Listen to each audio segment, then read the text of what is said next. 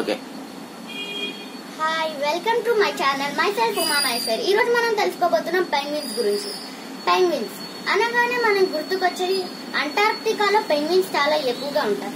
Penguin ఒక పక్షి, కానీ అది ఎగరలేదు, అది ఈదగలుగుతుంది. ఇప్పుడు పెంగ్విన్ ఎలా బ్రతుకుతుందో చూద్దామా. పెంగ్విన్ తల్లి గుడ్లు పెట్టి సముద్రంలోకి వెళ్తే తండ్రి పెంగ్విన్ అవిటి పిల్లల ఆలనా పాలన చూసుకుంటారు. కొన్నేళ్ల పాటు తండ్రే చూసుకుంటారు. కొన్ని ఏళ్లకి తల్లి వచ్చి దానికి ఎలా శత్రువులను హతమార్చాలో చూపిస్తుంది. దాని ద్వారా పెంగ్విన్స్ అవిటి కాలంతలో అవి నిలబడగలుగుతాయి. దాని శిక్షణ పూర్తి అవ్వగానే పెంగ్విన్ తల్లిదండ్రులు వెళ్ళిపోతారు. ఆ తర్వాత పెంగ్విన్స్ అవిటంతా అవే నిలబడతాయి. సో ఫ్రెండ్స్, ఇది మనుషుల జీవితం కూడా ఇలాగే ఉంటుంది.